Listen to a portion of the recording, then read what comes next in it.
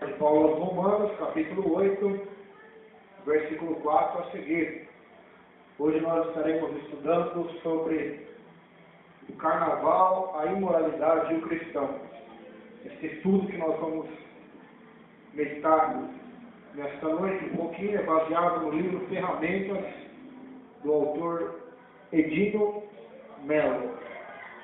São livrinhos pequenos, mas o conteúdo deles são bastante edificante. Romanos capítulo 8 é o texto que eu queria como base desse estudo. Versículo 4 a seguir diz assim: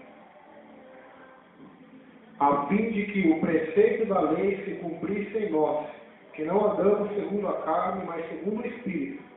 Porque os que se inclinam para a carne cogitam das coisas da carne, mas os que se inclinam para o Espírito, das obras do Espírito. Porque o pendor da carne dá para a morte, mas o do Espírito para a vida e paz. Por isso o pendor da carne é inimizade contra Deus, pois não está sujeito à lei de Deus, nem mesmo pode estar. Portanto, os que estão na carne não podem agradar a Deus. Amém? Amém. Estaremos hoje meditando sobre a festa comemorada em todo o nosso país, da imoralidade chamada Carnaval. A festa da carne. E claramente nós vemos nesse texto bíblico a condenação de Deus e de sua palavra contra aqueles que se entregam aos desejos carnais, aqueles que andam na carne, não podem agradar a Deus, diz a Bíblia. Acabamos de ler. Porque a inclinação dela é inimiga de Deus, é inimizade contra Deus. Lá em Gálatas também diz que a carne cobiça contra o Espírito contra a carne, e ambos se opõem para fazer o que quereis. Ou seja, há uma luta dentro do ser humano, entre a carne pecaminosa e o Espírito. Se há uma luta porque a carne deseja o pecado, deseja as coisas que desagradam a Deus, as coisas que a Escritura condena. E nesta festa chamada Carnaval, nós podemos ver o endeusamento da carne, a idolatria sobre a carne, sobre os prazeres carnais, a prostituição, as drogas, os vícios e tudo aquilo que desagrada a Deus, a desonra do corpo humano, o ludismo e as tragédias aí, né? Nós vamos estar estudando hoje. Acredita-se que o carnaval tenha surgido de festas feitas a deusa Ísis e ao deus Osíris, no Egito, 2000 anos antes de Cristo, ou que tenha vindo de Roma. Então é uma festa que não começou agora no Brasil, já vem de mais, acredita-se que mais de 2000 anos antes de Cristo nascer, ou seja, nós estamos em 2014, ou seja, 4.014 anos atrás. Essa festa já poderia ali ter surgido. A festa da carne, a festa onde o pecado é liberado. Aleluia, e até ovacionado, glorificado entre os seres humanos. O surgimento e a degradação do carnaval no Brasil. Na cidade de São Paulo, o carnaval começou a percorrer as avenidas com seus folhões lá pelos meados do século XIX. Anos mais tarde, os clubes passaram a recebê-los em seus bailes de máscaras. No início do século XX, surgiu o Corso na Avenida Paulista, com carros floridos e colombinas, mascaradas sentadas no capô. As cantigas com letras maliciosas já insinuavam as críticas sociais que passariam a ser uma constante nas melodias carnavalescas. Cantigas com os cordões, ranchos, blocos, marcando o carnaval do Rio de Janeiro, de São Paulo e de Bahia, com a participação popular. No Rio de Janeiro era a presença do rei Momo, que dava um caráter oficial ao carnaval carioca. Em 1884, na Bahia, o clube carnavalesco Cruz Vermelha organizou um cortejo com moças e rapazes ricamente fantasiados em um carro alegórico. O enredo era uma crítica à loteria. Outro fato marcante no Carnaval de Salvador foi a criação do bloco Afro Iê Aie, em 1974, dando origem ao Afoxé, filho de Gandhi. Então aqui é um pouco da história. Nós vamos ver hoje um pouco da história do carnaval no Brasil e também nos outros povos antigos. Então, a festa das máscaras, né, das fantasias, é aquele detalhe, a pessoa quer pecar, mas quer colocar uma máscara na frente. Mascarar. Deus não aceita máscara em nós. A palavra hipócrita vem da palavra grega que era muitas das vezes usado para os atores gregos, que faziam peças para os reis, para as pessoas ricas, né? Fazia teatro. A palavra hipócrita é uma máscara que eles usavam para representar outros personagens, para representar outras pessoas. Então esse é o significado da palavra hipócrita. O ator estava ali, ele ia representar um Deus, talvez, ou talvez ele ia representar um personagem histórico. Então ele colocava as máscaras, ou fazer uma peça de comédia, terror, etc. Então a palavra hipócrita vem disso, de máscara. Deus não aceita a máscara. Deus não aceita que nós sejamos mascarados. Jesus Cristo não pregava de máscara. Nem Paulo, nenhum dos apóstolos se escondiam atrás de máscara. Eles pregavam o Evangelho, viviam uma vida reta. Eles não andavam de seminus no mundo. Então, nós vemos aí a degradação e a imoralidade dessa festa na nossa nação. O cristão mesmo não deve nem ligar a televisão nesses dias, a não ser que tenha TV por assinatura, né? Como é o meu caso, e tem outros canais, ali, tem mais de 100 canais diferentes, né? Então você vai poder escolher ali uma programação boa para assistir. Mas quem tem a TV normal, tem como ligar a televisão. Esses canais, Globo, SBT, Record, Band, só vai falar sobre carnaval. Só vai mostrar isso. Jornal só vai mostrar isso. Né? Então não tem opção nenhuma. Então, cara, por quê? Porque a prostituição, a sexualidade, a lascívia, a nudez, o homossexualismo, a adultério, a fornicação, tudo que não presta está ali. A bebida, o vício. Então nós vamos estar vendo sobre isso. Aleluia. Vamos ver o que Deus tem a dizer sobre certas práticas carnavalescas. O que a Bíblia tem a dizer. Primeiramente, vamos ver vícios. O que a Bíblia tem a dizer sobre vícios. 1 Coríntios, 3º capítulo. 1 Coríntios, 3º capítulo, verso 16 e 17. Diz assim: não sabeis que sois santuário de Deus, e que é o Espírito de Deus que habita em vós? Se alguém destruir o santuário de Deus, Deus o destruirá. Porque o santuário de Deus, que sois vós, é sagrado. 2 Coríntios 6,16 também vai dizer assim: que ligação há entre o santuário de Deus e os ídolos? Porque nós somos santuários do Deus vivente, como ele próprio disse: habitarei, andarei entre eles, e serei seu Deus, e eles serão o meu povo. Por isso, retirai-vos do meio deles, separai-vos, diz o Senhor, não toqueis em coisas impuras, e eu vos receberei.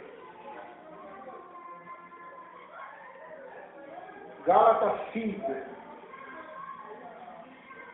Gálatas 5, verso 19.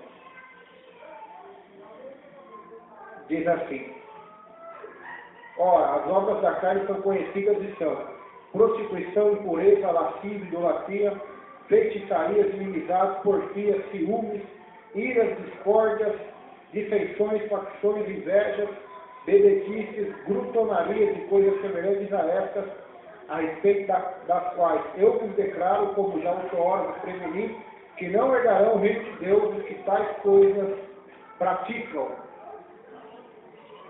Nós vemos que Deus claramente condena os vícios na Escritura, né? Tanto o vício ao álcool, o vício ao cigarro, à nicotina, né? como as demais drogas aí que existem ou que estão sendo criadas, que vão ser criadas ainda. Né?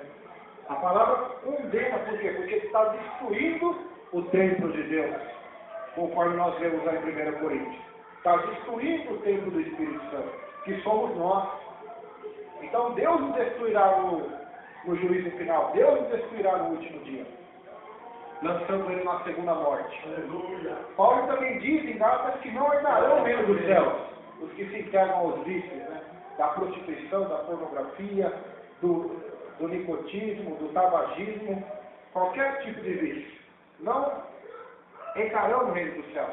E lá em 2 Coríntios diz que não tem comunhão as coisas de Deus com as coisas do mundo. O santuário de Deus com o santuário dos ídolos não tem comunhão. Por isso ele diz, saí do meio deles, povo meu. Não fique no meio dessas festas, desse povo. Saí e não toqueis em coisas imundas, impuras. Então eu vos receberei para mim mesmo.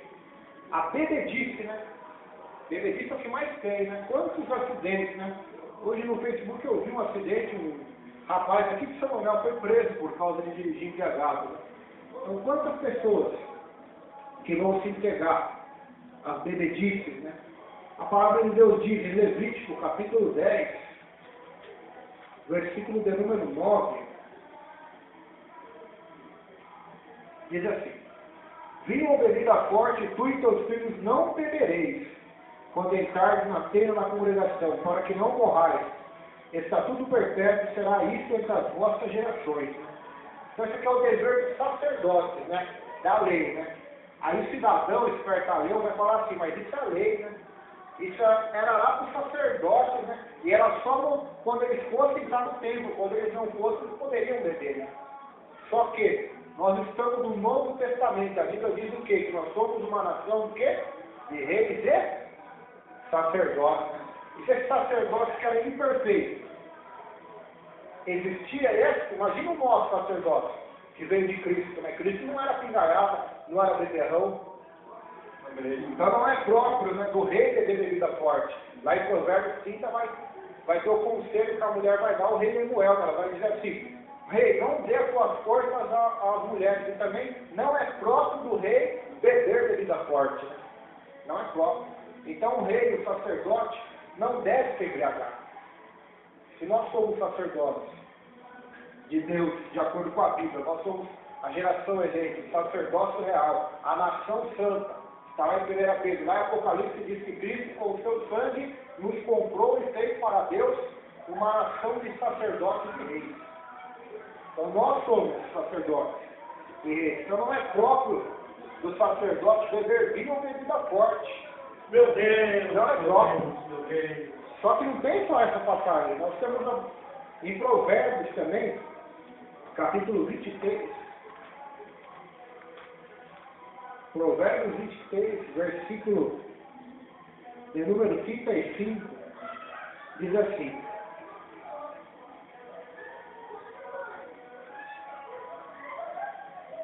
ele dirá, espancaram e não me doeu, bateram e não senti. Quando despertarei, então tornarei a beber. Então, Provérbios 23, a partir do verso 29, vai falar sobre o álcool, né? Eu já até preguei que já citei isso, né? Para quem são os ais, para quem são as dores, para quem as rixas, as brigas, né? As contendas, as queixas, as feridas sem causa, para aqueles que se demoram a beber vinho e para os que andam buscando bebida misturada. Então, para eles que são, né? Para eles que vão apanhar, não vão sentir a dor, vão fazer coisas que se tivessem são, não fariam, né?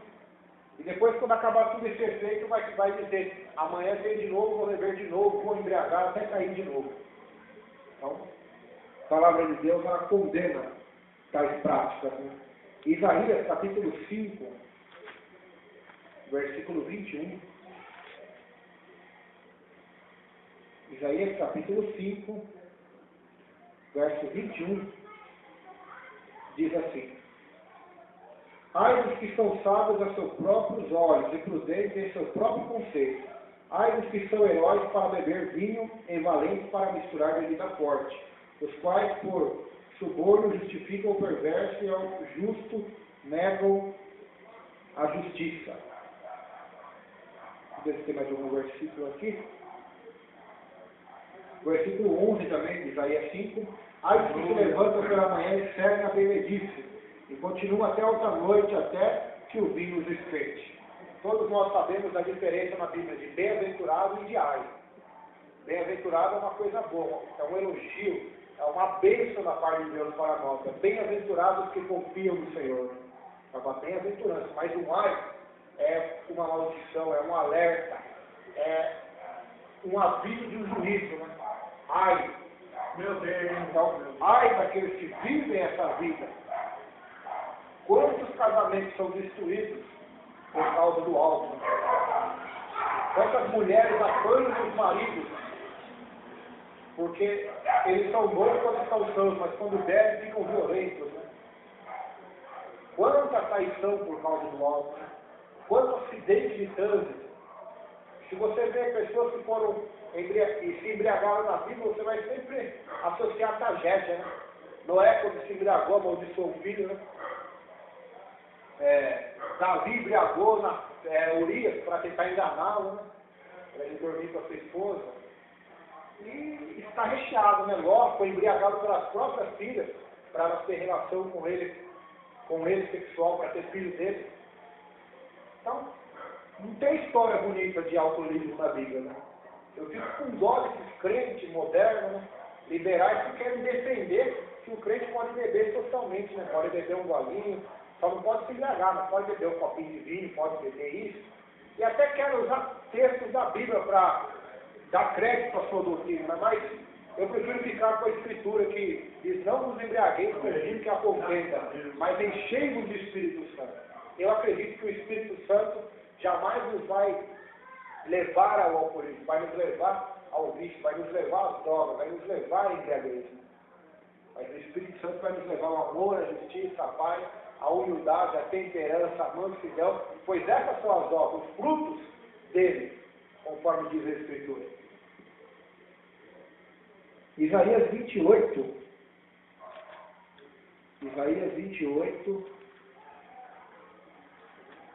versículos 7 e 8, diz assim: mas também estes cambaleiam, caem, né, por causa do vinho, e não podem ter-se em pé por causa da bebida forte. O sacerdote e o profeta cambaleiam por causa da bebida forte, são vencidos pelo vinho, não podem ter-se em pé por causa da bebida forte. Erram na visão, tropeçam no juízo, porque todas as mesas estão cheias de vômitos, e não há lugar sem imundícia. Palavras pesadas, fortes. O estado de Jerusalém estava assim: profetas, sacerdotes, que eram para ser líderes espirituais do povo, estavam viciados no vinho, viciados na bebida alcoólica. Não tinham visão de Deus, não tinham como que eles iam conseguir vencer o pecado se eles estavam sendo vencidos pelo vinho, né? Vencidos por um copo de vinho, cachaça. Quanta gente que nós conhecemos que até hoje lutam para se libertar, né? Vivem com uma roda gigante, né? Uma hora estão na igreja, estão firmes, mas daqui a pouco já são vencidos pelo vinho, né? E desviam novamente, né? Ou por drogas. É terrível o vício. É terrível. Não podemos nem julgar, porque é uma coisa terrível, né? Graças a Deus, que eu, e creio que também o pastor, graças a Deus que nós não fomos pegos nesse vício. Porque quem é pego é difícil sair, somente por Deus, pela graça, com muita força de vontade da pessoa. Tem gente que para se libertar sozinho não consegue. Precisa ir para clínicas, precisa fazer tratamento e grande parte ainda não consegue. Volta, se sair de lá, volta de novo. Conhecemos vários casos. Alguns conseguem, então é algo muito difícil, né? É algo também de atitude, às vezes, podemos dizer. Né? Eu tenho um tio lá de São Paulo que nem evangélico é.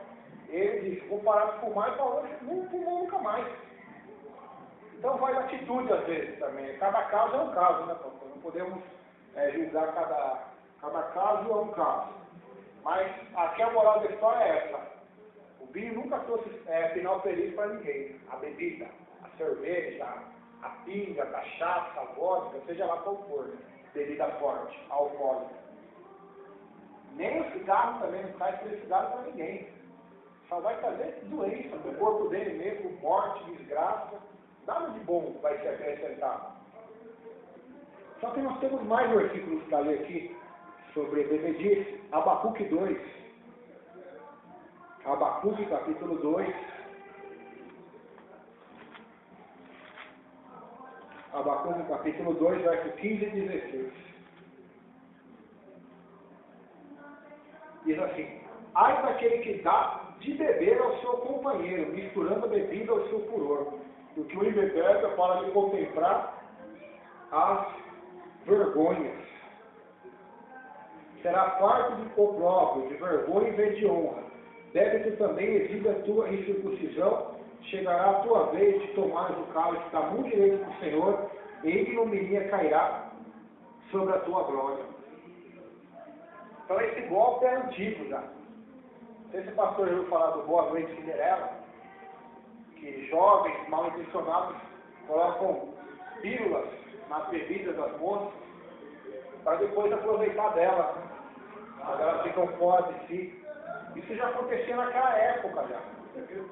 Eles já embebedavam seus companheiros ou companheiras e depois estavam bêbados para manifestar sobre deles, suas vergonhas. Quanta gente fica bêbado dá show, né? Faz coisas que são jamais faria. Ficam pelados, ficam nus, praticam orgia por causa da droga, da bebida. Então isso já acontecia já muito tempo atrás. Só que Deus condena, né? Que nós vemos o juízo de Deus. Que as pessoas que praticam isso beberão da cálice da mão direita do Senhor. E cairá sobre eles vergonha e ignominia. Ou seja, vexame, juízo. E a honra deles, a glória deles, será transformada em desonra, né? Em vergonha. Então quantos? Quantos jogadores de futebol querem para ser uma... eu vou falar desse, mas era para ser um grande jogador, comparado assim, um cara famoso, né? Mas não foram, porque não tiveram disciplina. Por que não tiveram disciplina? Porque eles viram baladas, orgias, benefícios, até drogas, né? Então, não tiveram grande crescimento ou grande oportunidade, ou até perderam toda a sua fortuna porque desperdiçaram no pecado. Meu Deus! Então, nós vemos ver claramente que a história nunca traz um final feliz para quem vive uma vida assim. O carnaval parece que todo mundo é feliz. Aquilo é só aparência, é só máscara. Jogatina, né? Que tem muito no carnaval também. Jogatina, apostas. Isaías 55. Isaías 55.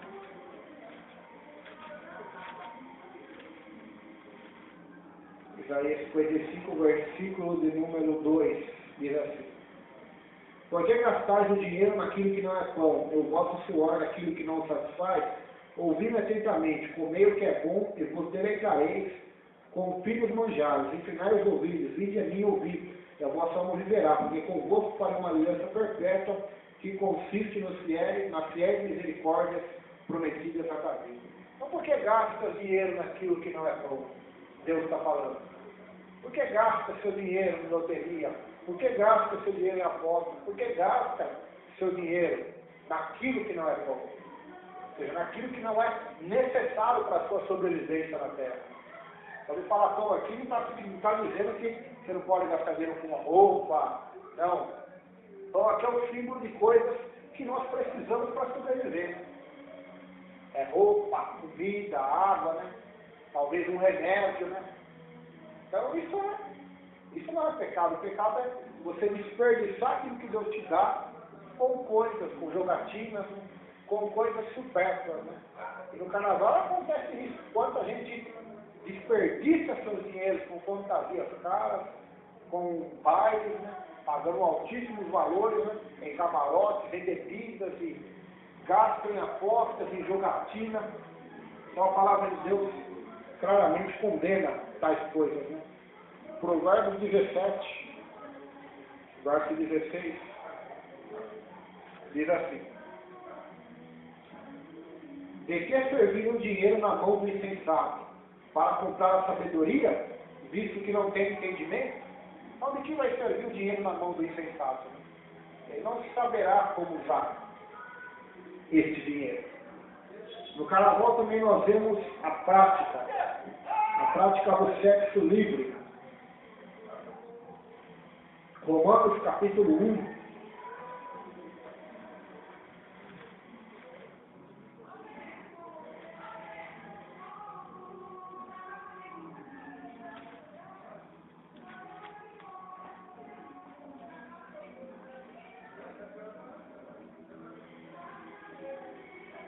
Romanos capítulo 1, verso 24 ao 27, diz assim: Por isso Deus entregou tais homens à imundícia pelos concupiscêncios, desejos de seu próprio coração, para desonrar o seu corpo entre si. Pois eles mudaram a verdade de Deus em mentira, adorando e servindo a criatura em lugar do Criador, o qual é bendito eternamente. Amém. Por causa disso, os entregou Deus às paixões infames, porque até as mulheres mudaram o modo natural de suas relações íntimas por outros, contrário à natureza. Semelhantemente, os homens também, deixando o contato natural da mulher, sempre amaram mutuamente sua sensualidade, cometendo torpeza homens com homens e recebendo de si mesmos a merecida punição do seu erro. Então, nós vemos Deus entregando a nação, o povo, ao pecado, à prostituição, ao sexo livre, à sensualidade, que lá em Gálatas 5, 19, 20 diz que a impureza, prostituição, adultério, fornicação, a sensualidade são obras da carne, que cometem tais coisas, não herdarão o reino dos céus. Não herdarão.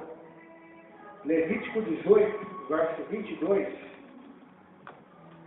Levítico 18, verso 22, diz assim: Com o homem não te deitarás como se fosse mulher, é abominação. Não te deitarás com o animal para te contaminares com ele, nem a mulher se porá perante o animal para juntar-se com ele, é confusão. 29. Todo que fizer alguma destas abominações, sim, aqueles que as cometerem serão eliminados do seu povo. Então, se você ler o Levítico 18, aqui vai falar de casamentos ilícitos, né? Ou relações sexuais ilícitas. Então, isso é abominação aos olhos do Senhor. Na lei tinha até proibição de homens se deitarem com animais e mulheres com animais. A gente pensa, olha o nível de moralidade que está o povo, ou que está. Então, isso acontece, não sei, mas com certeza vai acontecer em muitos lugares. Isso é abominação. Apocalipse, não precisamos nem abrir, Apocalipse 21:8 diz que os adúlteros, ou os impuros, ou os fornicadores, não herdarão o reino dos céus, terão a sua parte no lago de fogo e enxofre. O próprio Paulo diz que aquele que se prostitui, une seu corpo com uma meretriz, está se prostituindo, está cometendo um pecado terrível. Então, o sexo livre, essas orgias que existem são condenadas na Escritura. Erotismo e sensualidade. Talvez não tenha a prática, né? A pessoa não vai lá e não faz sexo com ninguém, né? Mas está pecando do mesmo jeito, por causa do erotismo e da sensualidade. Que existe nas roupas, ou nem roupa, né? Porque existe vai até sem roupa, né? Quase sem roupa. Erotismo e sensualidade. Isaías 57. Isaías 57. Versículo 8.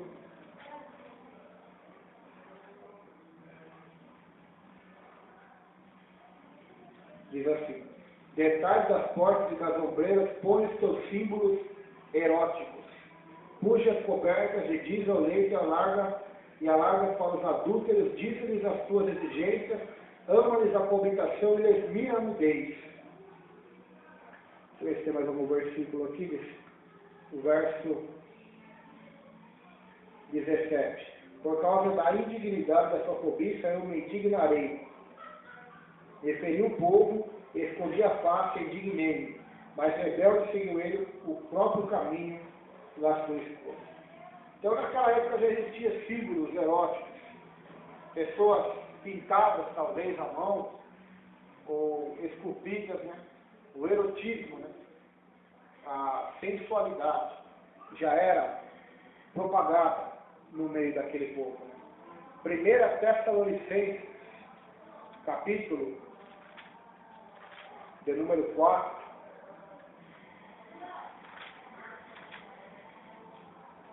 Primeira Tessalonicenses, capítulo 4, verso 1 ao 8. Agora que nós vamos ver o que Deus diz sobre a sensualidade, sobre a lascívia. A palavra lascívia, lá em Gálatas é uma obra da carne, é o mesmo significado de sensualidade, né? Erotismo. Finalmente, irmãos, nós nos rogamos e exortamos do Senhor Jesus, como de nós recebestes, quanto a maneira porque deveis viver e agradar a Deus, e efetivamente estáis fazendo, continueis progredindo cada vez mais, porque estáis inteirados de quantas instruções vos demos da parte do Senhor Jesus. Pois esta é a vontade de Deus, a vossa santificação, que vos abstenhais da prostituição, que cada um de vós saiba possuir o próprio corpo em santificação e honra, não com desejo de lascívia, sensualidade, como gentios que não conhecem a Deus, e que nesta matéria ninguém ofenda ou defraude. Defraudar é provocar desejos eróticos de outra pessoa através das roupas, né, sensuais. Isso é defraudar a seu irmão, pois o Senhor conta todas estas coisas, como antes vos dissemos, e testificamos claramente ao vingador, porque Deus não nos chamou para a impureza, e sim para a santificação, de sorte que quem rejeita estas coisas não rejeita o homem, e sim a Deus, que também vos dá o seu Espírito Santo. Então, a defraudação é um pecado que acontece no carnaval. Pessoas seminuas provocando desejo sexual em outros, né? Tanto homens como mulheres. Né? Então, o erotismo, a sensualidade, é uma obra condenada na Escritura. Né? Tanto que Paulo manda em 1 Timóteo, nós estudamos que as mulheres se vistam de maneira modesta, né? Tanto mulheres como homens, para não provocar desejos em fazer outros pecados, né? Porque também estão pecando, mas se viver de uma maneira santa. Então nós vemos aí que Deus condena os vícios, bebedice, jogatina, sexo livre, erotismo, sensualidade, mentiras e falcatruas que existem, né? Carnaval, pessoas que são casadas lá, são solteiras, né? Então, Deus condena. Em João 8,44 diz que o diabo é o pai da mentira. Então Deus condena as mentiras, as máscaras, as falcatruas, as mentiras que são divulgadas nessa festa. Os enganos. Deus condena. E Colossenses 3,17 diz: não mintais mais uns aos outros, porque vocês foram despidos do velho homem e foram criados um novo homem. Então não mintam mais uns aos outros. Falem a verdade, pois a mentira não vem de Deus. Os palavrões nas músicas que é usado nessas festas também é condenado na Escritura. Efésios 4, verso 29 diz que da nossa boca não deve sair palavra torta, mas só que for boa para promover edificação.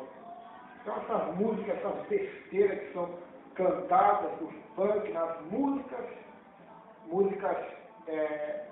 que falam abertamente sobre sexo, né? Palavrões, prostituição, são condenados pela palavra do nosso Deus.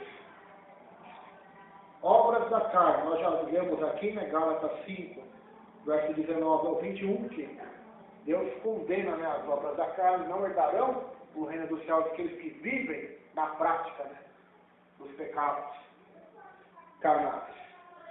Mas agora as pessoas dizem, mas eu vou lá, não vou pecar, é um lazer.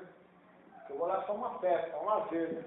A palavra de Deus também condena o lazer pecaminoso. Provérbios 10,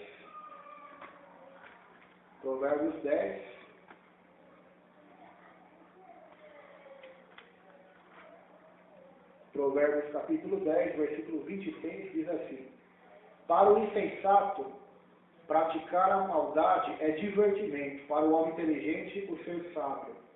Então lá, Provérbios 10, 23. Para o insensato, praticar a maldade é divertimento, é festa, mas para o homem inteligente, o ser sábio. Então, para o insensato é tudo festa. Praticar o mal, né? Ah, mas não é o mal, nós não estamos matando ninguém, não estamos... Mas está adulterando, está se prostituindo, está destruindo seu próprio corpo, está levando outros ao pecado. A Escritura condena, Deus rejeita isso. Então, como que não é mal? Para ele pode ser divertimento, pode ser festa, mas para o homem inteligente é ser sábio, né? É ser temente a Deus. Então são as festas que Deus condena. Segunda Pedro, segunda epístola de Pedro, capítulo 2, verso 15 e 16.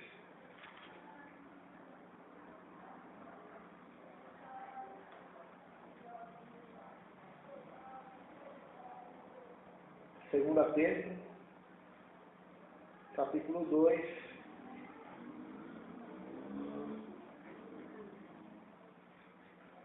vamos ver o texto, só para os irmãos entenderem.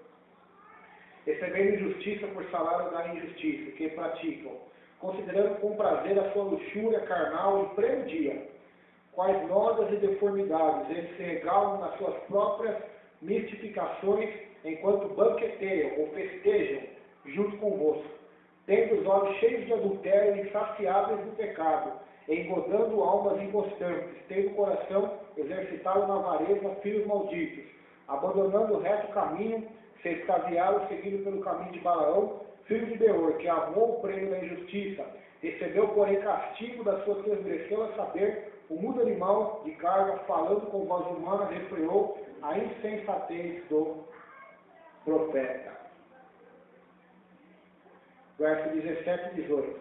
Esses tais são como fontes sem água, como névoas impelidas por temporal. Para eles será reservada a negridão das terras, porquanto proferindo palavras jactanciosas de verdade, engordam com paixões carnais, por suas libertinagens aqueles que estavam prestes a fugir dos que andam no erro, prometendo-lhes a liberdade quando eles mesmos são escravos da corrupção, pois aquele que é vencido fica escravo do vencedor. Aqui fala de festas, banquetes, né, que os falsos mestres já promoviam na época cristã primitiva, né, dos apóstolos. Balaão também é citado como exemplo, né, um homem que induziu o povo de Israel ao pecado, né, através de prostituição, de festas, né, onde as mulheres chegaram ali, todas sensuais, e levaram os israelitas a adulterarem com elas, né, trazer sobre eles o juízo de Deus, né, e sobre o próprio Balaão também. Então, carnaval, a festa da carne, só vai levar um resultado, ao juízo e à morte. Não tem outro resultado. Ou arrependimento, da pessoa que fez, se arrepender e sair do meio, nunca mais voltar a fazer e servir a Deus, né? Conforme o Evangelho. Então aqui está claro que Deus condena os lazeres, as festas dos ídolos, né, pecaminosas. Né? Lá em Coríntios também diz que as festas dos ídolos pecaminosos. E o último tópico aqui, nós passamos para o próximo, a aparência do mal. Né? Ah, mas se eu for ali, vai ter a aparência do mal? Né? Isso não serve só para o carnaval, serve para qualquer coisa. Né? Se eu for aquela festa, se eu for naquela festa de amigos, naquele local, ou trabalhar naquele serviço, vai ter alguma aparência do mal, vai ter algum perigo de eu ser amarrado naquilo, tentado ao erro, ao engano, e cair na tentação? Paulo vai dizer em 1 Tessalonicenses, capítulo 5, verso de número 22, o quê? Abstém-vos de toda forma do mal, de toda aparência do mal. Então nessa festa existem as aparências do mal, então nós temos que nos abster, fugir de toda a aparência do mal. Paulo também disse em Efésios, capítulo 4, e Paulo viveu numa época que eu acredito que não seja pior do que a nossa, mas Os gregos romanos também eram terríveis, né? Os seus pecados de glutonaria, de bebedice, né? Tinha a festa de glutonaria deles, onde eles comiam, e eu já preguei aqui, já disse, botavam numa garganta, pastor, para vomitar, para começar a comer tudo de novo, só pelo prazer de comer. Né? Então eles eram terríveis também. Né? Por enquanto eu não vi isso aqui no Brasil ainda, né? Mas vai saber se não tem já também. Tem aqueles que são o contrário deles, né? Aqueles que comem e põem a mão, vomitam, mas não comem de novo, só para emagrecer, para ficar magro, chama bulimia, né? Eu acho uma doença aqui. A maioria dos modelos tem, né? Efésios, capítulo 4, Efésios 4, versículo 11 e 12. Diz assim.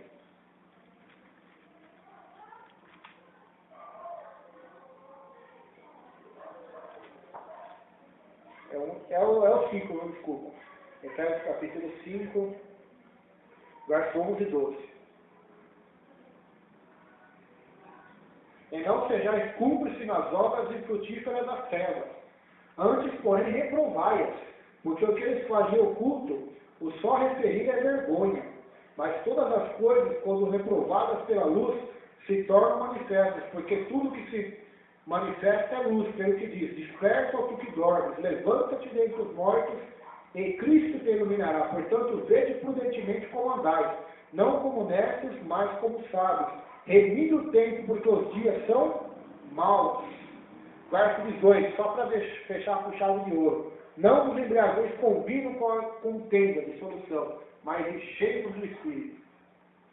Só para fechar com chave de ouro essa parte de Efésios aqui. Então não sejam cúmplices das obras infrutíferas, né? Não sejam cúmplices do Halloween, a festa do Dia das Bruxas, né? Que nós vamos estudar também qualquer dia desse, provavelmente quando chegar perto, lá em outubro. Né? Não sejam cúmplices do Carnaval, das festas juninas, das festas que tem na cidade aqui, das padroeiras, dos santos, dos bairros ou da cidade. Não sejam cúmplices dessas coisas.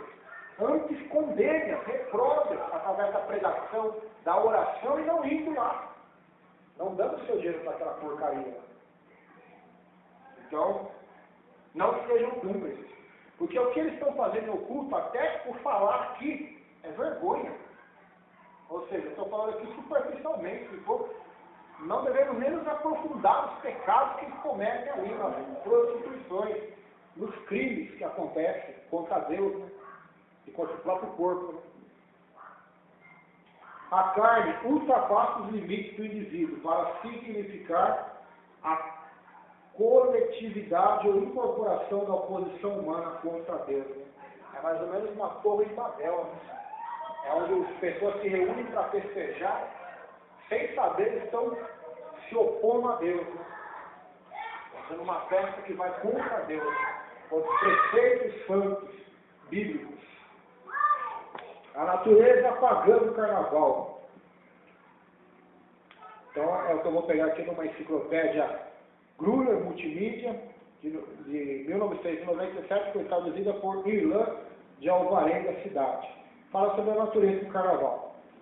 Provavelmente, originário dos rituais da fertilidade da primavera pagã, o primeiro carnaval de que se tem notícia foi a festa de Osíris no Egito, o evento que marca o recuo das águas do Nilo, né? Porque o Nilo tinha a época da água cheia e a época da água que recuava o rio. Os carnavais alcançavam o pico do distúrbio, desordem, excesso, orgia e desperdício, junto com a bacanalha romana e a Saturnália, festa ao deus Báculo, ao deus do vinho, a Saturnália Saturno, ou, na mitologia grega, Cronos, né? O deus do tempo. Durante a Idade Média, a igreja tentou controlar as comemorações. Então a igreja, ali, que foi um livro do Estado, né? Católica, ela tentou até controlar essas orgias que aconteciam. Aleluia. Alguns papas passaram a servir de pastores.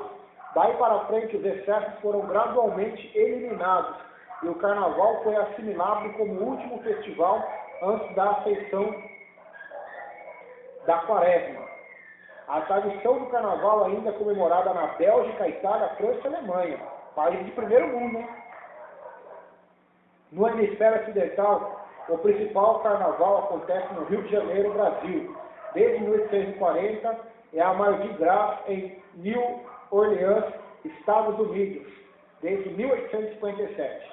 Pré-cristãos medievais e carnavais modernos têm um papel temático importante. Eles celebram a morte do inverno e a celebração do renascimento da natureza, ultimamente reunidos o individual, o espiritual e aos códigos sociais da cultura. Ritos antigos de fertilidade, com eles sacrifícios aos deuses, exemplificam esse encontro. Por outro lado, o carnaval permite paródias, separação temporária de constrangimentos sociais e religiosos. Por exemplo, escravos são iguais aos seus mestres durante a Saturnália romana, né? O carnaval romano. Né? A festa medieval dos idiotas inclui uma missa blasfemiosa, e durante o carnaval, fantasias sexuais e tabus sociais são temporariamente suspensos. Né? Então todo mundo nu, todo mundo naquela orgia total e é normal, né? Os mitos, os tabus, os preconceitos, as fantasias são tudo liberadas. Né? O pecado é festejado. Né? E quem é o louco de dizer que isso agrada a Deus? Né? Eles acham que está agradando ainda. Né? Depois eles vão na quarta-feira de cinza, né? Nós vamos chegar daqui a pouco sobre isso também, e acham que tudo acabou, que é tudo perdoado. A imoralidade decadente do carnaval.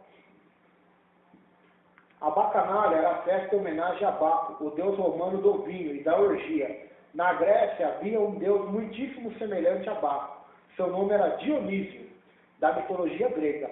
Ele era o deus do vinho e das orgias, era conhecido como deus grego da fertilidade, danças ritualísticas e misticismo.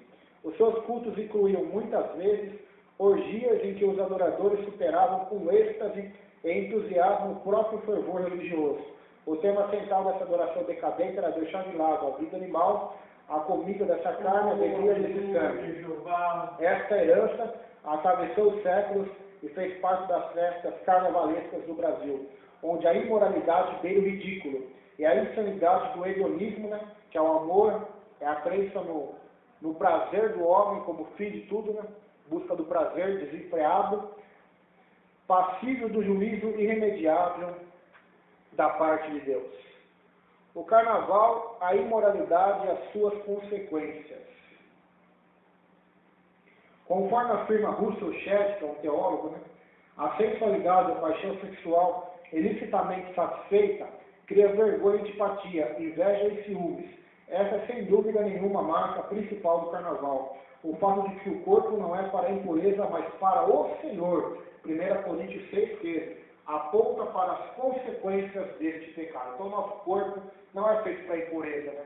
Para os prazeres vergonhosos, pecaminosos. Né? Porque esses prazeres que são ilicitamente satisfeitos, porque esse prazer Deus criou.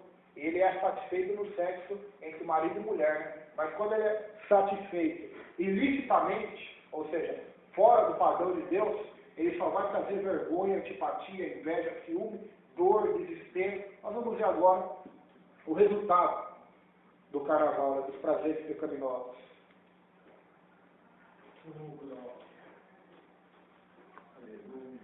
Provérbios 5. Provérbios capítulo 5.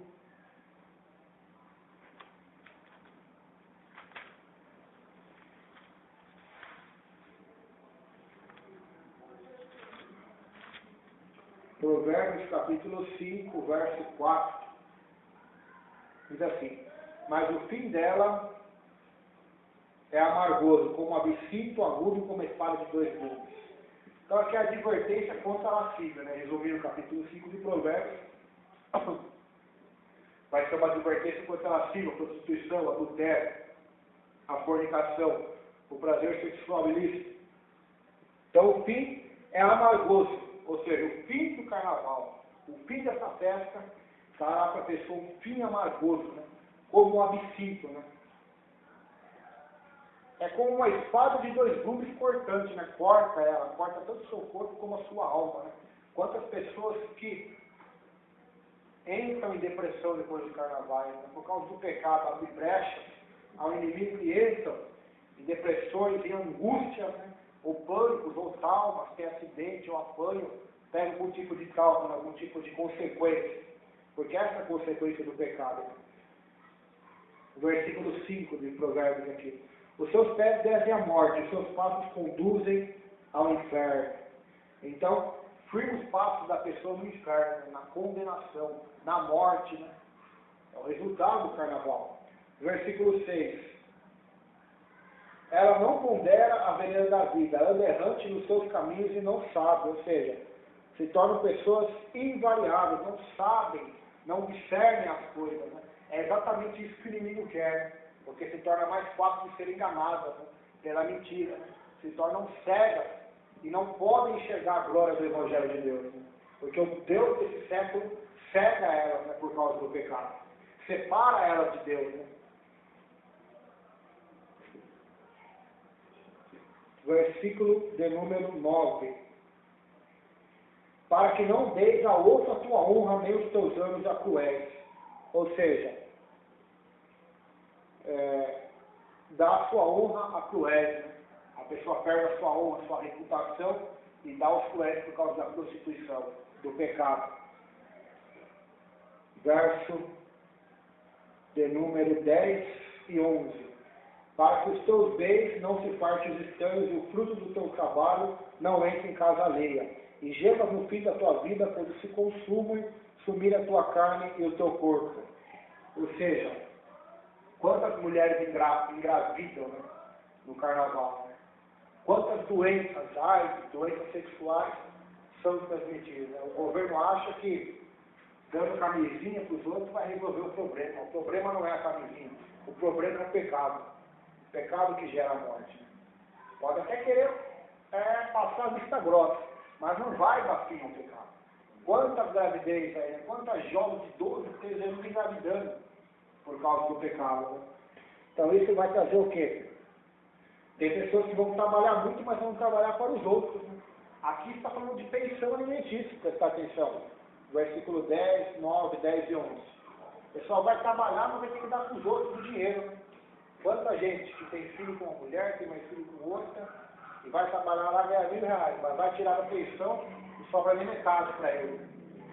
Por quê? Porque viveu uma vida do pecado. E esse é o salário do pecado da morte, desgaste. Então a pessoa vai trabalhar muito, mas vai ser para os outros. Né? Vai trazer gemido, verso 11. E gemas no fim da tua vida, quando se consumir a tua carne e o teu corpo.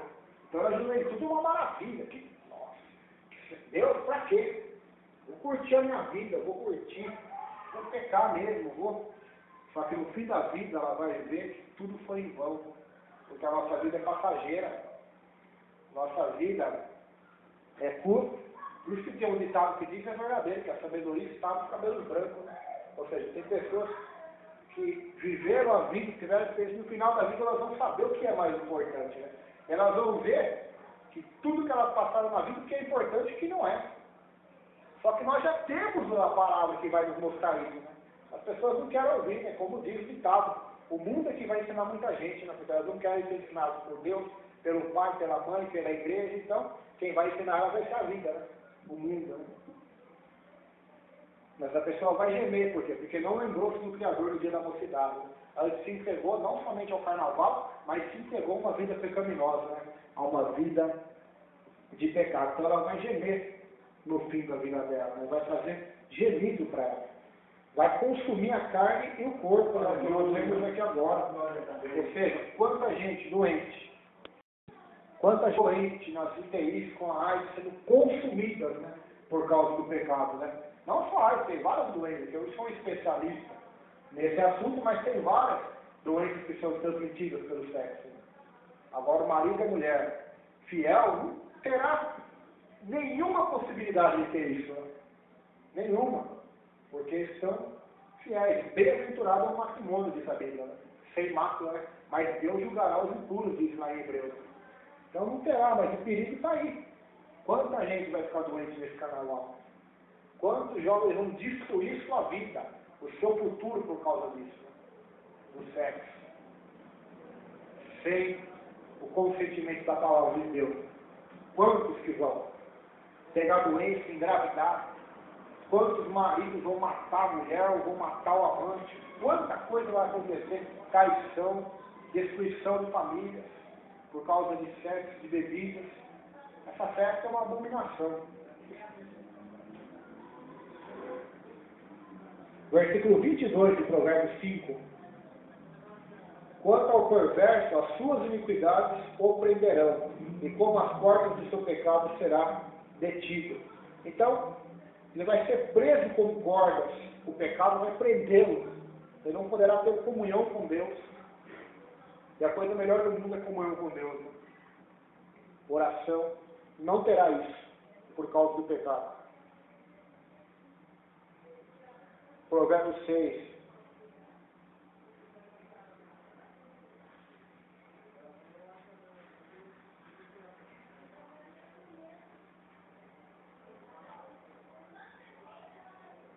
Verso 28. Ou andará alguém sobre brasa sem que se queime seus pés. A partir do verso 20 começa aqui, Provérbios 6, a advertência com essa mulher adúltera. Né? Então, o adultério, a prostituição é como atear fogo em si mesmo. É como você pegar seu próprio corpo, jogar alto gasolina e botar fogo. O adultério é isso, de acordo com a palavra de Deus. São simbolismos fortes que são usados aqui. Né? É como andar em brasa, né? Provérbios 5, 27 vai dizer assim também, quer ver? Não, 5, 27 não, é 6, 27, desculpa, que nós já lemos aqui, né? É como jogar fogo em si mesmo. Versículo 27, ela tomará alguém fogo no seio, sem que as suas vestes se incendeiem. Então é como jogar fogo em si mesmo, é como andar em brasas de fogo, né? Está andando um caminho muito perigoso, o pé vai queimar. Ah, eu vou pecar aqui, ninguém vai ficar sabendo, eu vou encobrir, vai ser uma maravilha. Davi achou que ia ser fácil, né? Ele era rei, né? Quem ia repreendê-lo? Quem ia ter coragem de chegar no rei e dizer, você adulterou e matou? Se ele era temido por todos, né? Mas o profeta não teme homem, né? O profeta teme a Deus, o homem de Deus. Então, ele falou, João Batista, quem vai se colocar como Herodes? Né? Todo mundo tinha medo dele, João Batista não teve, né? Então sempre vai ter o profeta, ou a palavra, ou alguma coisa vai acontecer. O pecado não vai ficar oculto, será revelado. Mas se não for revelado nessa terra, vai ser pior ainda. Porque se for revelado nessa terra, ainda dá para se arrepender, como aconteceu com Davi, né? Que não aconteceu com Herodes, que não se arrependeu e se endureceu. Poderia ter se arrependido também. Melhor ainda que se for revelado aqui na terra. Dura se não for só revelado no juízo final. Aí não vai ter chance mais, né? Que seja, né? Melhor na terra do que depois no juízo final. Então é um caminho perigoso. Como você vai andar sobre as brasas, verso 28, sem que se queime seus pés? Então não vai ter jeito, vai fazer dor. Versículo 34. Porque o ciúme excita o furor do marido, e não terá compaixão no dia da vingança. Não se contentará com resgate, nem aceitará presente, ainda que sejam muitos. Né? Olha o que vai trazer, vingança. O marido ficar sabendo que a mulher saiu. O ciúme vai ficar um furor dele tão grande, diz a Bíblia, que ele não vai ter compaixão no dia que depois se vingar. É claro que nós não devemos fazer isso jamais, né? Perder a bênção para a mulher, nem a mulher também matar por causa de homem, né? Mas muitos casos já aconteceram, homicídios, tragédias por causa disso, né? Há relatos de o homem pegar a mulher no saído e matar o homem e a mulher no mesmo tempo, por causa da raiva que deu mesmo naquele momento, né? Da ira que veio mesmo naquele momento. É uma ira muito grande, diz a Bíblia. Ele não vai ter compaixão, vai poder dar presente para ele, vai dar dinheiro que não vai aceitar, está escrito na Bíblia, né? Então isso vai trazer ódio e vingança, esse tipo de pecado. Versículo 33 de Provérbios 6. Achará açoites infames, seu opróbrio nunca se apagará, ou seja, a vergonha nunca se apagará. É claro que Deus perdoa o adúltero que se arrepende, mas aquela vergonha nunca será apagada mais na vida dela. Davi era um, mas depois que ele pecou, não foi mais o mesmo. Aquilo nunca se apagou da vida dele mais. Ele foi perdoado, foi, mas a tragédia nunca saiu da casa dele mais. Até o dia da morte dele continua depois de Salomão ainda. Até agora, então, esse pecado é terrível, né? É terrível. Só quem quer se arruinar para fazer esse tipo de pecado, né?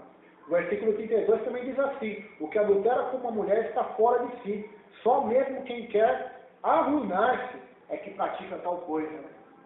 Então, quantas pessoas estão fora de si no carnaval? Estão querendo se arruinar a própria vida por causa desses atos que a Escritura condena.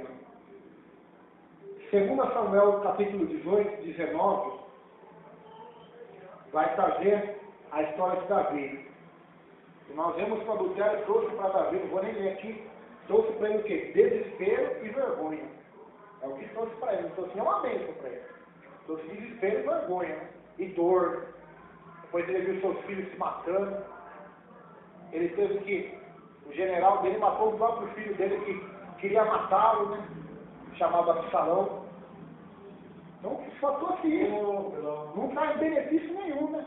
É meia hora, 10 minutos de prazer que vai trazer uma consequência terrível para sempre depois.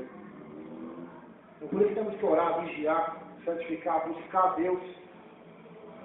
Porque corremos um risco agora, imagine os crentes que acham que é normal frequentar essa festa. Então, não sabem, né? É como disse Jesus: Pai, perdoa eles porque não sabem o que fazem. Não estão sabendo o que fazem. Se soubessem,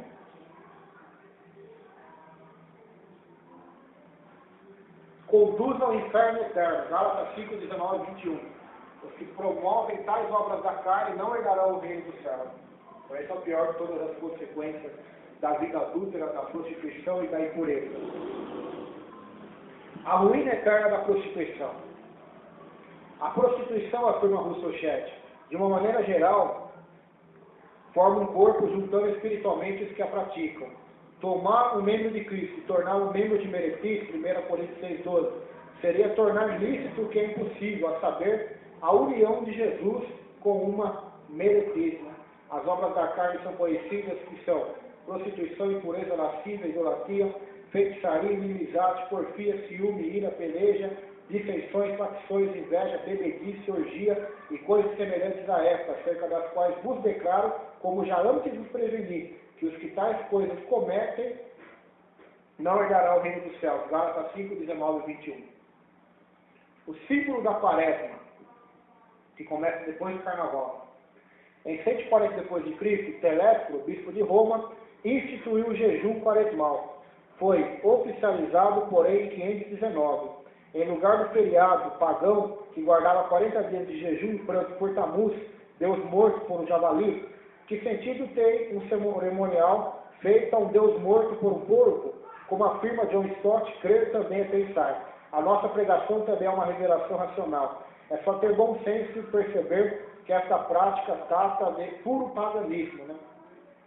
Então eles colocaram o jejum quaresmal, resumindo aqui, o bispo Telésforo em 140 depois de Cristo, só está tirando prova que já aconteceu um Deus chamado Tamuz, né? Lá em Jeremias, quando Deus vai mostrar para eles as abominações, né, do povo, né? É Ezequiel, eu acho. Ele vai ver as mulheres chorando por Tamuz. O pastor vai lembrar disso. Estavam chorando por Tamuz, né? Então eles ficavam em tanto 40 dias. Então essa quaresma que é feita na Igreja Católica, que vai começar depois do Carnaval, também vem de uma prática pagã, né? Misturada aos cristãos. A malhação do Judas, né? Que também é feita também. Meu Deus. Na malhação do Judas, usa um boneco de palha, de pano rasgado e queimado no chamado Sábado de Aleluia. Essa tradição, popularíssima na Península Ibérica, radicou-se em toda a América Latina desde os primeiros séculos da colonização europeia. No Rio de Janeiro, o oitocentista Judas tinha fogo no ventre e parecia conjurado com demônios, prática extremamente aplaudida pelo povo e registrada por Debrecht. Banido das cidades, os Judas continuam nas arrabaldes, pendurados nos galhos de árvores opostos à iluminação pública, assaltado aos gritos logo depois que os sinos anunciam a aleluia litúrgica. Essa prática nasceu porque queimava-se um manequim representando o deus da vegetação, que se destinava a garantir às árvores e plantações o calor e a luz indispensável, submetendo a figura ao poder das chamas. Como se vê, não passa de puro paganismo, uma bobagem. Então, essa malhação dos judas também, antes de ser isso, era uma prática padrão. Eles queimavam o manequim para honrar um deus da vegetação, porque eles tinham um deus para tudo, né? Assim como os macumbeiros têm guia para tudo, né? Tem o macumbeiro da mata, tem o Exu da mata, tem o da floresta, o da cachoeira, do mar, da encruzilhada, e só nomes diferentes, deuses, Exus, guias, santos, né? Por trás de tudo isso está o espírito imundo, né? O inimigo. O domingo de Ramos também é feito na quaresma, os enfeites, né? Essa prática refere-se à entrada de Jesus em Jerusalém. Nessa ocasião, ramos são levados à igreja para serem benzidos e usados posteriormente pelos fiéis como amuleto protetor. Onde fica o burrico da história? Por que não benzer jumento, já que foi um deles que conduziu a Jesus? Leia o que ele disse dessa religiosidade oca e vazia. Mateus 15:8, né, que fala que os fariseus desonravam a Deus pela sua tradição. Né? Então, as pessoas estão desonrando Deus por essas besteiras de domínio de ramos, de amuletos, né? Achando que um crucifixo, uma água ungida, uma água benta, um sal vai protegê-lo. O que nos protege é temer a Deus. Amém. Os anjos de Deus acampam ao redor daqueles que o temem. Né? Quarta-feira de cinza, né, onde eu queria chegar, já estamos quase ferrando, não pastor? Trata-se de um ritual de cinzas usado em arrependimento dos pecados carnavalescos. Aleluia. Saiba o que Deus pensa. Vamos ver o que Deus pensa sobre isso. Está em Isaías 44, 17 e 20. Diz assim, aqui no livrinho já, não vou nem abrir. Então do resto faz um Deus, uma imagem de escultura, ajoelha-se diante dela, se inclina e dirige a sua oração e diz, livra-me tu és meu Deus, nada sabe nem entende. Grudaram-se-lhe os olhos para que não veja e se fecharam os seus corações para que não entendam. Nenhum deles se para pensar, ninguém tem o conhecimento e o entendimento para dizer. Metade queimei o fogo e assei pão sobre as suas brasas. Assei sobre elas carne comigo. Faria eu do resto uma abominação? Ajurar-me-ia ao que saiu de uma árvore? Apacenta-se de si o seu coração enganado, o desvia, de maneira que não pode livrar de sua alma nem dizer, não será uma mentira o que está na minha mão direita?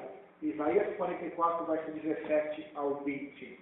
Então, fala aqui no último versículo, apacenta-se de cinza o seu coração enganado. Então, eles praticam esses pecados, depois vão lá na missa, na quarta-feira de cinza, recebem uma cinza na testa e acham que estão perdoados. Primeiramente, só para acabar com isso, o que perdoa pecados é arrependimento, e o que purifica é o sangue de Jesus, que não está na mão de ninguém. É algo espiritual que lava nossas vestes espirituais. Então nós devemos confessar para Ele, porque é Ele que nos perdoa. Outra coisa, Deus abomina pessoas que já pecam para depois se confessar, já premeditam o pecado. O pecado carnaval mesmo, que depois não tem problema. Eu vou lá na quarta-feira de cinza, está tudo ok. Não está. Deus não leva em conta os tempos de ignorância, né? As pessoas que já planejam o pecado, o juiz é mais severo. Né? Veja Davi já planejou o pecado, né? Planejou adultério, planejou assassinato, a consequência foi muito mais grave, né? Do que uma simples tentação que ele caiu. Então, cinza não perdoa o pecado de ninguém. O que limpa é o sangue do Cordeiro, é o sangue de Cristo. Os males do confessionário, as pessoas então vão confessar o pecado na quarta-feira e achar que estão perdoados. A quarta-feira de cinzas é o dia da confissão para os católicos. O Dr. Richard defende que, por ser o pecado o assunto principal do confessionário, a mente do padre é como receptáculo de todas as impurezas de seus paroquianos. Ela pode tornar-se excessivamente poluída, predispondo para os propósitos mais perversos. Esse sacramento tem sido a principal fonte corruptora do próprio clero romano. Ele dá alguns motivos por que se opor à confissão auricular. Só imagina nós ouvindo os pecados de um monte de gente. Aquilo polui o nosso coração. Querendo ou não, vai poluindo. Se ouvir os desejos imundos do coração do homem ou da mulher, os pecados escondidos. Então imagina a mente de um padre como vai ficando poluída ao ouvir tais confissões. Né? Por isso que muitos assim, vão parar do pecado, para a pedofilia, para tantas coisas erradas aí, homossexualismo. A mente fica poluída, né? E o padre também não tem. Por que somos contra essa confissão auricular ao homem, né? Ao padre? Porque falta autoridade ao padre. O nosso sacerdote sumo é Jesus. É ele que perdoa. É ele que devemos confessar o nosso pecado, não ao mortal. Porque é uma infração da prerrogativa de Deus. Devemos confessar a ele, Deus, só a ele. 1 João 1,9. Porque ela dá ilimitado poder ao padre. Uma vez, Senhor, de todos os segredos, seu poder sobre os penitentes é completo. Empregados comunicam os negócios de seus patrões, esposas contam os de seus maridos, ministros e reis, os do Estado. Por essa razão, o confessor do rei da França costumava dizer: com meu Deus em minha mão, que era a imagem que ele tinha, né? E meu rei ante meus joelhos, quem será maior do que eu? Ele tinha o Deus na mão dele. E o rei todo dia confessar o pecado para ele. Então ele sabia de tudo sobre ele. Das fraquezas, dos fracassos, dos desejos. Então ele tinha um poder sobre o povo. Ele sabia do pecado de todo mundo. Então, é mais fácil controlar, né, os homens assim, né? Finalmente, Jacques Le Goff diz que o confessionário foi criado na época da Inquisição para rastrear os opositores da igreja. Então, na época da Inquisição, houve dura perseguição contra os protestantes, bruxas, cientistas. Né? Então, por isso foi criada essa confissão auricular, o confessionário, né? Para conseguir rastrear quem era opositor da igreja. Né? Porque diziam eles que tudo que é confessado para o padre vai morrer com o padre. Né? Mentira. Eles se comunicavam já com a igreja, com os bispos, os cardeais, chegavam até o Papa e eles forjavam planos ali para matar as pessoas. Resumindo tudo isso que foi dito, Carnaval não é uma festa que agrada a Deus e leva a condenação. E o que perdoa pecado não é a cinza, nem a quaresma, mas é o arrependimento. Aleluia. Ele fica 40 dias agora sem comer carne, só comer peixe. Né? A Escritura diz que é uma doutrina de demônios isso. Nós vamos estudar. Eu acho que vai ser amanhã já. Que amanhã ou quarta-feira, que o Espírito diz, 2 Timóteo 4, acho que nos últimos dias, o Espírito enganador vai proibir as pessoas do casamento de comer alimentos, né? De manjares que Deus criou. Né? Então são doutrinas demoníacas. Né? Tudo isso, Deus não quer que a gente fique 40 dias sem comer carne, ou 40 dias só comendo carne sem comer legumes, não. Isso aí vai de cada um, de cada propósito com Deus. Quem quer jejuar, jejua, quem não quer, aí depende de cada um. Mas isso não vai fazer perdoar pecados, isso não vai apaziguar o pecado que cometeu, né? Eu vou pular carnaval aqui, depois vou para a quaresma mesmo, vou na quarta-feira de cinza, tudo vai estar bem, não vai. O Evangelho traz arrependimento e mudança de comportamento. Amém? Vamos orar? Agradecendo a Deus.